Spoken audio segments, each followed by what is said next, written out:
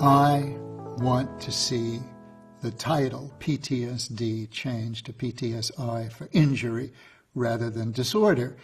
And it never crossed my mind until perhaps a year and a half ago. I had been talking to my patients and trying to explain to them that they had been injured, that this was a wound just like a physical wound. And it fit into the way I liked to frame what happened. It seemed to help them have a little more dignity and pride rather than feeling that somehow they were deranged and disturbed and psychotic and crazy.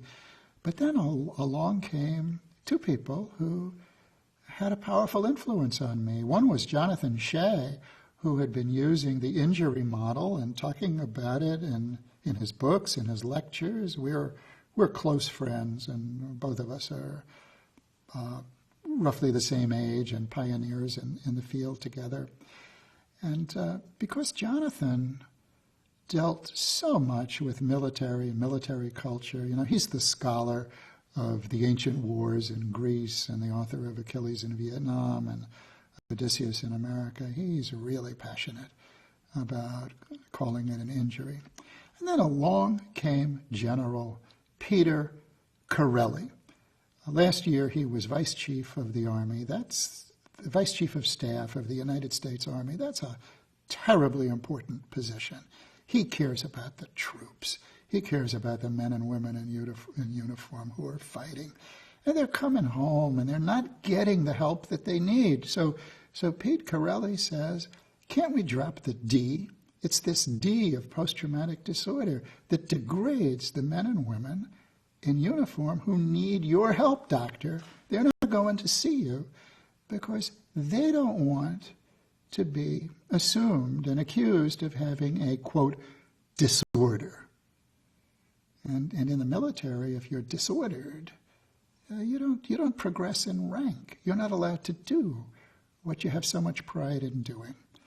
So the general actually writes to the American Psychiatric Association and asks them to change the name.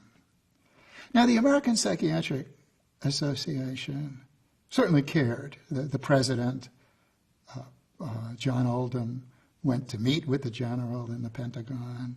It was a historic meeting.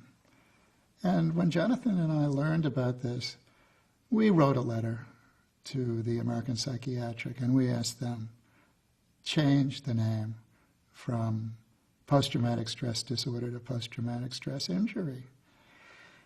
And they cared about this. They held a telephone meeting with us. They had a very large forum at their annual convention with General Corelli there and with General Romeo Dallaire, who now is a senator in Canada, who commanded the UN troops during the genocide in Rwanda, and he had PTSD, and he became suicidal, and he has transformed Canada with respect to this diagnosis.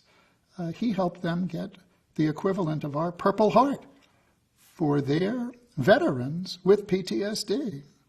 So we want to learn from Canada, we want to learn from the general. And then I started asking women, what about you? I talked with Gloria Steinem. I talked with leaders of women's groups. And I said, of course we'd want it called an injury rather than a disorder. Who wants to be battered or raped and then told, you are disordered? Yeah, we're injured. We've been physically injured. Our dignity has been injured. We've been placed in fear of death. We have flashbacks.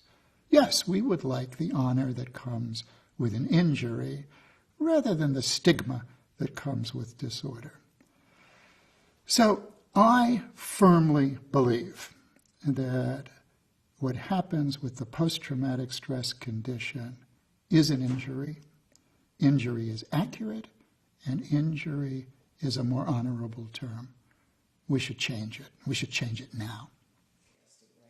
It doesn't matter how you got your PTSD, and this is important because the chair of the committee that has the power to rename this condition feels that the general only wanted it changed for military, and that would be a step backward, because in creating the PTSD concept, we found a general concept that works for women who were raped, for men and women who go through terrible car crashes where there could be a dead body, for survivors of hurricanes, and for military veterans. It's good to have this one common construct.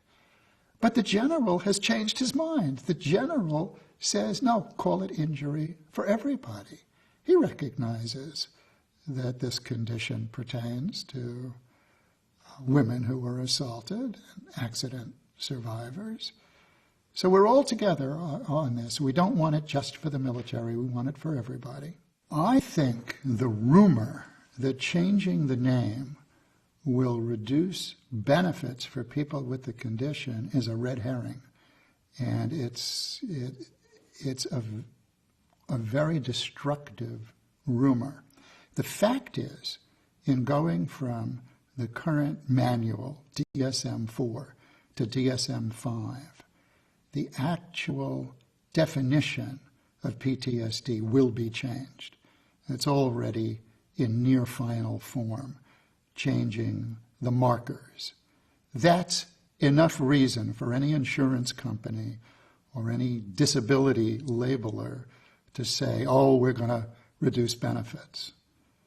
The name is just a name. The diagnosis is what matters. The guts of the diagnosis is what matters.